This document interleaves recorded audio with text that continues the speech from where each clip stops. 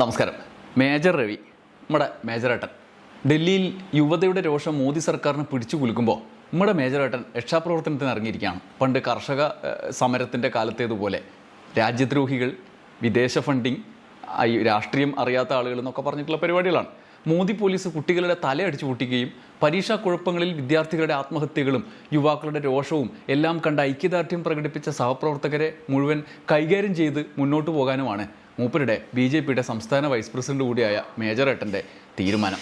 മൂപ്പരുടെ കണ്ടെത്തൽ 3 അത് 3 നമ്മൾ വിശദമായി ഈ വീഡിയോയിൽ പരിശോധിക്കാം. ഒന്നാമത്തേത് ആദ്യം നോക്കാം. മൂന്നാമത്തേത് കാണാണ്ടിരിക്കല്ലേ. മൂന്നാമത്തേലാണ് പ്രധാനപ്പെട്ട മർമ്മപ്രധാനമായ കാര്യം. അതാണ് കിടിലൻ സംഗതി. അതിനു മുമ്പ് ഒന്നാമത്തേത് നമുക്ക് നോക്കാം.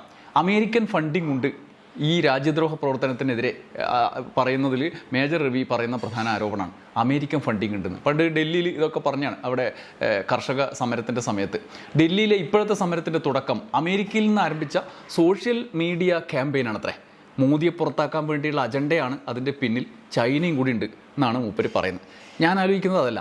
അമേരിക്കയിൽ എന്ന് പറയുന്നത് നമ്മുടെ അഭിജിത്ത് ദീപ്കയെ കുറിച്ചായിരിക്കും, CJPയുടെ പ്രധാനപ്പെട്ട നേതാവ്. അഭിജിത്തിൻ്റെ കയ്യിലാണോ ഇപ്പോൾ സമരം? BJP അനുഭാവികളടക്കം പിന്തുണക്കുന്ന വിദ്യാർത്ഥികളെ കൊലക്ക് കൊടുക്കുന്ന പരീക്ഷാ ചോദ്യപേപ്പർ കച്ചവടവും കുത്തഴിഞ്ഞ പരിപാടി നിർത്തലാക്കാൻ നാടൊന്നാകെ ഏറ്റെടുത്ത സമരമായി മാറിക്കഴിഞ്ഞു. മാത്രമല്ല, മേജർ രവി പറയുന്ന പോലെ അമേരിക്കൻ ഫണ്ടിങ് ആണെന്ന് വിചാരിക്കാം. മോദിജിക്ക് നമ്മുടെ മൈഫ്രഡിനെ വിളിച്ച് പറഞ്ഞാൽ പോരെ? ജസ്റ്റ് ഒരു ഫോൺ കോളിൻ്റെ ഒരു പ്രശ്നമല്ലേ ഉള്ളൂ. ട്രംപിനപ്പുറത്തൊരു അമേരിക്കക്കാരനുണ്ടാ നമ്മുടെ നാട്ടിൽ? ആ സംഗതി അങ്ങ് കൈകാര്യം ചെയ്യാൻ വേണ്ടിയിട്ട് പൂട്ടാൻ പറഞ്ഞാൽ പോരെ? ഈ പരിപാടി അവിടെ തന്നെ നുള്ളിക്കളയാൻ പറ്റൂലേ? ഇവിടുത്തെ പാവപ്പെട്ട മനുഷ്യരൊക്കെ എഴുത്തും വായനയും അറിയാത്തവരായിരിക്കുമെന്നും രാഷ്ട്രീയ ബോധമില്ലാത്ത ചാണകം തിന്നുന്ന ആളുകളായിരിക്കും എന്നും ഒക്കെയുള്ള എൻ്റെ ക്യാപ്സൂൾ വിഴുങ്ങിക്കോളും എന്നൊക്കെയുള്ള വിചാരം കൊണ്ട് പാവം മേജറേട്ടൻ ഒന്ന് അടിച്ചു നോക്കിയതാണ്. ഇതാണ് മൂപ്പരുടെ ഒന്നാമത്തെ കാര്യം. ഇനി രണ്ടാമത്തെ അടിയാണ് അതിലും രസകരം. മൂന്നാമത്തത് കേൾക്കാൻ നിൽക്കണം, അത് പ്രധാനപ്പെട്ടതാണ്, അത് ഓർമ്മിപ്പിക്കുകയാണ്. അത് കേട്ടാൽ നിങ്ങൾ ചിരിച്ചു ചാവും. മർമ്മത്ത് കൊള്ളുന്ന മേജറേട്ടൻ്റെ അടി അത് നോക്കാം. അതിന് മുമ്പ് രണ്ടാമത്തെ കാര്യം നോക്കാം. എന്തെന്നറിയോ? അത് മോഹൻലാലിൻ്റെ മകൾ വിസ്മയ മോഹൻലാലിനെ കുറിച്ചാണ്. പ്രായപൂർത്തിയായ ഒരു പൗരയാണ് വിസ്മയ. അവർ ഈ സമരത്തിന് അനുകൂലമായി എടുത്ത നിലപാട് അതിനിർണായകമായിരുന്നു. കേരളത്തിലെ സെലിബ്രിറ്റികളുടെ അല്ലെങ്കിൽ മുഖ്യധാരയിലുള്ള സിനിമാ മേഖലയിലുള്ള ആളുകളുടെ നിലപാട് അതിൻ്റെ പിന്നാലെ വരുന്നതൊക്കെ നമ്മൾ കണ്ടിരുന്നു. എന്നാൽ ഒരു സ്ത്രീയെ അല്ലെങ്കിൽ സ്വന്തം അഭിപ്രായമുള്ള ഒരു പൗരയെ അപമാനിച്ചുകൊണ്ടാണ് തൻ്റെ കൂട്ടുകാരൻ്റെ മകളാണ് എന്ന വ്യാജേന മൂപ്പർ ഇന്ന് സംസാരിക്കുന്നത്. ഇമാതിരി കൂട്ടുകാരൻ ലോകത്തുണ്ടെങ്കിൽ എല്ലാവരുടെയും കുടുംബത്തിലും എന്തായിരിക്കും അവസ്ഥ എന്ന് നമുക്ക് പറയാൻ പറ്റുന്നതേ ഉള്ളൂ. സ്വന്തം സുഹൃത്തിൻ്റെ മകളെ അപമാനിക്കാൻ ലൈസൻസ് ഉണ്ട് എന്നും ഉള്ള ധാരണയിലാണ് മേജറേട്ടൻ്റെ അതിനിർണായകമായ വ്യാഖ്യാനം. മൂപ്പര് പറയുന്നത് കേട്ടാൽ നിങ്ങൾക്ക് മനസ്സിലാവും എന്താണ് അപമാനം എന്ന്. അതായത് മുതിർന്ന സ്വന്തം തീരുമാനങ്ങൾ എടുക്കാൻ കെൽപ്പുണ്ട് എന്ന് നമ്മൾ 18 വയസ്സ് കഴിഞ്ഞ് കാര്യങ്ങളൊക്കെ ഇപ്പോൾ തുടക്കം എന്ന് പറഞ്ഞൊരു സിനിമയിൽ നായികയായി അഭിനയിക്കുന്നൊരു പെൺകുട്ടിയാണല്ലോ, അല്ലെങ്കിൽ ഒരു സ്ത്രീയാണ്. അവരെക്കുറിച്ചാണ് പറയുന്നത്. അവർ പറഞ്ഞ അഭിപ്രായത്തെക്കുറിച്ചാണ് പറയുന്നത്. മേജറേട്ടൻ പറയുന്നത് ഇങ്ങനെയാണ്: മായ എന്ന് പറയുന്ന പെൺകുട്ടിയെ ജനിച്ചപ്പോൾ മുതൽ എനിക്കറിയാവുന്നതാണ്. ആ കുട്ടിയുടെ സ്വഭാവം എന്താണെന്ന് എനിക്കറിയാം. അവൾക്ക് രാഷ്ട്രീയമായി ഒരറിയുമില്ല. വളരെ ഹ്യൂമെയിനായിട്ടുള്ള മനസ്സുള്ള കുട്ടിയാണ് അവൾ. കുട്ടിക്കാലം തൊട്ടേ ഒരു പട്ടി അല്ലെങ്കിൽ അതുപോലെയുള്ള ഏതെങ്കിലും മൃഗത്തെയോ തെരുവ് നായയോ കണ്ടാൽ അതിനെ രക്ഷിക്കണം എന്ന് കരഞ്ഞു പറഞ്ഞ് പിറകെ നടക്കുന്നയാളാണ്. അങ്ങനെ നന്മയുള്ള ആ കുട്ടി ഡൽഹിയിൽ ഒരു ബ്ലോക്കിനകത്ത് വെച്ച് കുട്ടികളെ അടിക്കുന്നത് കണ്ടപ്പോൾ വിഷമം തോന്നിയൊരു പോസ്റ്റ് ഇട്ടു. അതിനെ പിടിച്ചുകൊണ്ട് അവൾ ഫുൾ കോക്രോച്ച് പാർട്ടിക്ക് സപ്പോർട്ടാണ് എന്ന് പറഞ്ഞ് പ്രചരണം നടത്തുകയാണ്. കുട്ടികളെ അടിക്കുന്നത് കണ്ടപ്പോൾ തോന്നിയ വികാരം കാര്യങ്ങൾ പറഞ്ഞ് മനസ്സിലാക്കിയാൽ അത് പെട്ടെന്ന് മനസ്സിലാവും എന്നാണ് മൂപ്പര് പറയുന്നത്. ഈ പറയുന്നതിൽ വേറെ പ്രശ്നങ്ങളൊന്നുമില്ല. പക്ഷേ അവർക്ക് മനസ്സ്, മനുഷ്യരോടുള്ള സഹതാപം അല്ലെങ്കിൽ അനുതാപം ഉള്ളൊരു മനസ്സാണ് എന്ന് മേജർ രവി പറയുന്നുണ്ട്. പക്ഷേ അതിനുശേഷം ഈ പറഞ്ഞത് രാഷ്ട്രീയമായി അറിവില്ലാത്തതുകൊണ്ടാണെന്നാണ് വ്യാഖ്യാനിക്കുന്നത്. വിയറ്റ്നാമിലൊക്കെ പഠിച്ച കുട്ടിയാണ്, അതുകൊണ്ട് ഇവിടുത്തെ കാര്യങ്ങളൊന്നും അറിയില്ല, ഞാനെല്ലാം പറഞ്ഞ് മനസ്സിലാക്കുന്ന മട്ടിലാണ് മേജറേട്ടൻ്റെ പ്രതികരണം. ആ കുട്ടിക്ക് വിവരമില്ല, രാഷ്ട്രീയ ബോധമില്ല എന്നാണ് പറഞ്ഞതിൻ്റെ മലയാളം. മേജർ രവിക്ക് അതെല്ലാം ഉണ്ട് അത്രേ.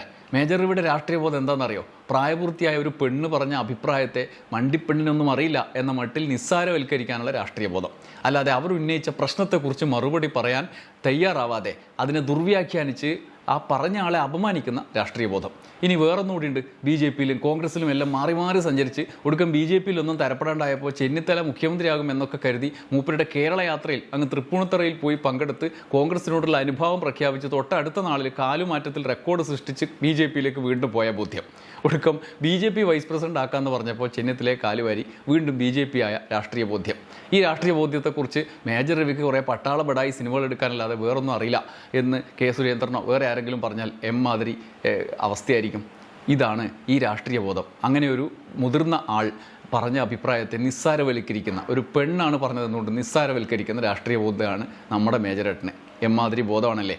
ഇപ്പോൾ പോലീസ് കുട്ടികളെ തല്ലി പൊട്ടിച്ചതിനെ ന്യായീകരിക്കാൻ സ്വന്തം സുഹൃത്തിൻ്റെ മോളെ അവരുടെ വ്യക്തിത്വത്തെ വില കുറച്ച് കാണുന്ന സമീപനം. ഇതാണ് രണ്ടാമത്തേത്. ഇനി മൂന്നാമത്തേത്, മർമ്മപ്രധാനമായ കാര്യം ഞാൻ തുടക്കത്തിലേ പറഞ്ഞില്ലേ, അതിലേക്ക് കടക്കാം. കേരളത്തിൽ നടക്കം വലിയ പിന്തുണയാണ് ഡൽഹിയിലെ യുവാക്കളുടെ സമരത്തിന് ലഭിക്കുന്നത്.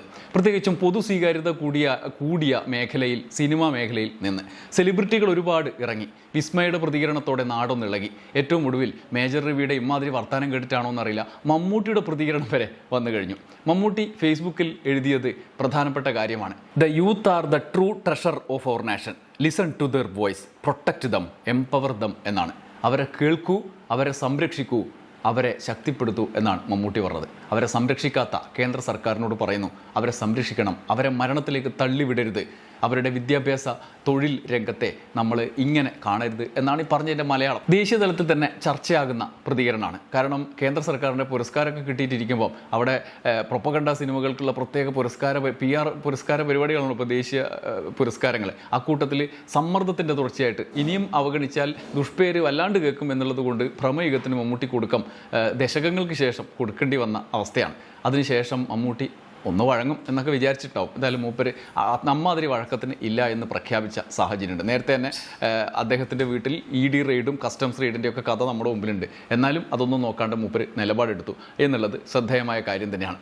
അദ്ദേഹത്തിൻ്റെ ഈ പ്രതികരണം കൂടി ചേർത്ത് വായിക്കേണ്ട മേജർ രവിയുടെ മറ്റൊരു പ്രതികരണത്തെക്കുറിച്ചാണ് നമ്മൾ പറയുന്നത്. എന്താണെന്നറിയോ, ഈ ഡൽഹിയിലെ യുവാക്കളുടെ സമരത്തിന്, ജന്തർ മന്ദിറിലെ സമരത്തിന് ഐക്യദാർഢ്യം പ്രകടിപ്പിക്കുന്ന, അവർക്കൊപ്പം നിൽക്കുന്ന ആളൊന്നും നാട്ടിൽ വലിയ ജോലിയും കൂലിയൊന്നും ഇല്ലാത്ത ആളാണെന്നാണ് മേജർ രവിയേട്ടൻ പറയുന്നത്.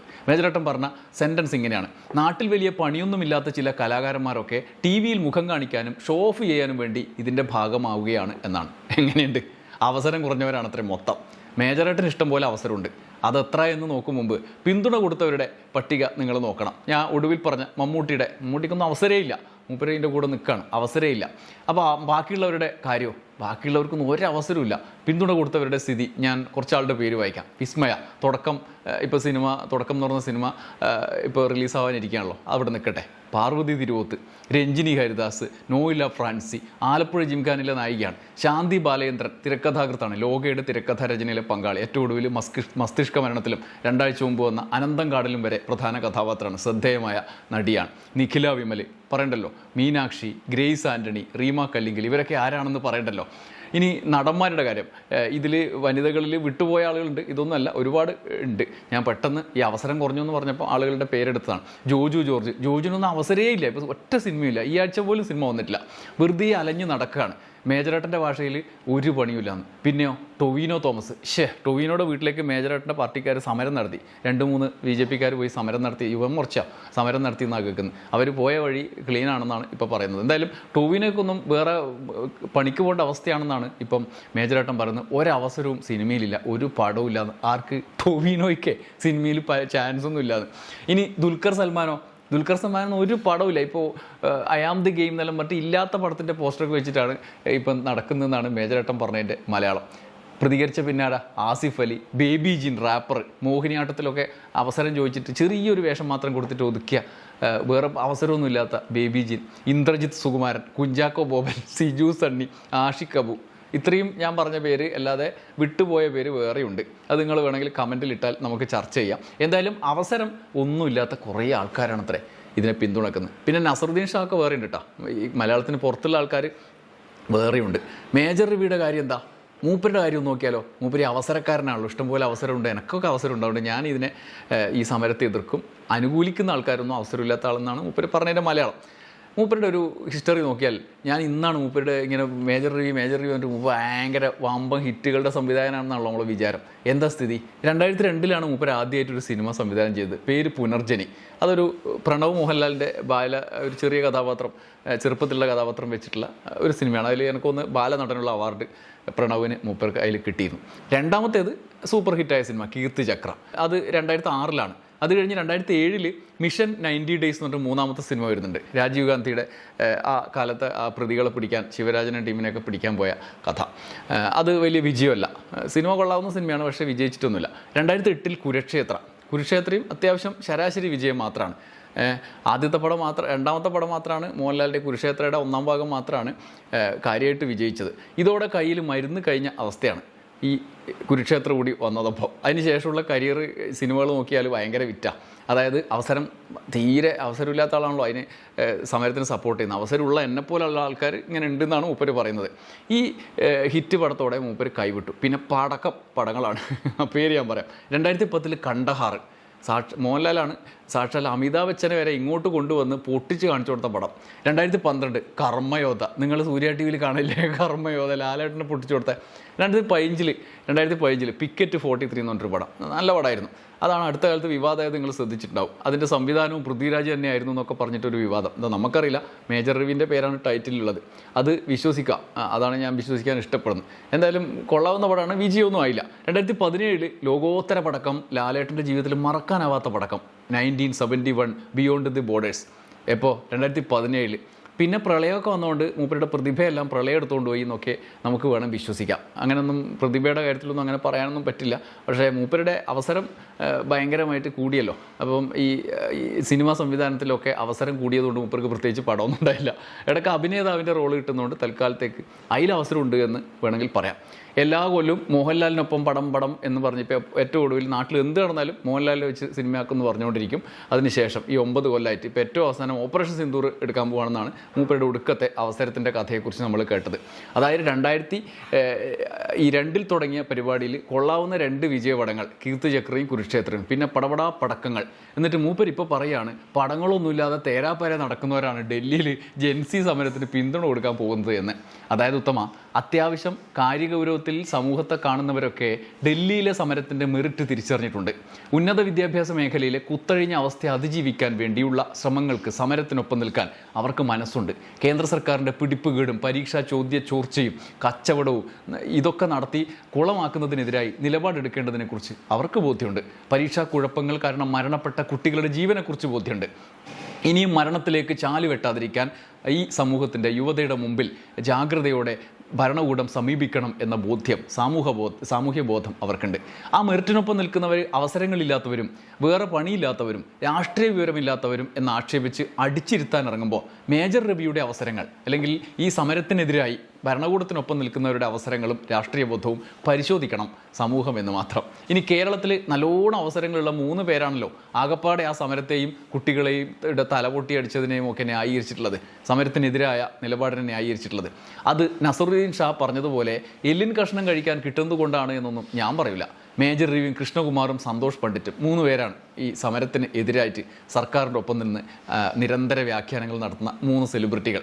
അവർ മൂവരും എവിടെ നിൽക്കുന്നു, എന്തിനു നിൽക്കുന്നു എന്നെല്ലാം നാട്ടുകാർക്ക് നല്ല ബോധ്യമുണ്ട്. അവസരങ്ങളില്ലാത്തവർ സമരത്തെ പിന്തുണയ്ക്കും, അവസരങ്ങളുള്ളവർ സമരത്തെ എതിർക്കും എന്നാണ് മൂപ്പര് പറഞ്ഞതിൻ്റെ മലയാളം. അവസരം ഏത് എല്ലും കഷ്ണം കഴിക്കാനുള്ളതാണ് എന്ന് മാത്രം മൂപ്പര് പറഞ്ഞില്ല. നസറുദ്ദീൻ ഷാ പറഞ്ഞ പോലെ ഞാൻ പറഞ്ഞല്ല. അതേതായാലും ഞാൻ പറയാനും ഉദ്ദേശിക്കുന്നില്ല, എനിക്ക് അറിയൂല. അവസരങ്ങൾ കുമിഞ്ഞുകൂടിയത് കാരണം ഡൽഹി സമരവും പരീക്ഷാ ദുരന്തങ്ങളും ഒന്നുമല്ല അവരെ ആകുലപ്പെടുത്തുന്നത്, അത് മറ്റു ചിലതാണ്. അവരുടെ അവസരങ്ങൾ അവരെ രക്ഷിക്കട്ടെ. നന്ദി, നമസ്കാരം.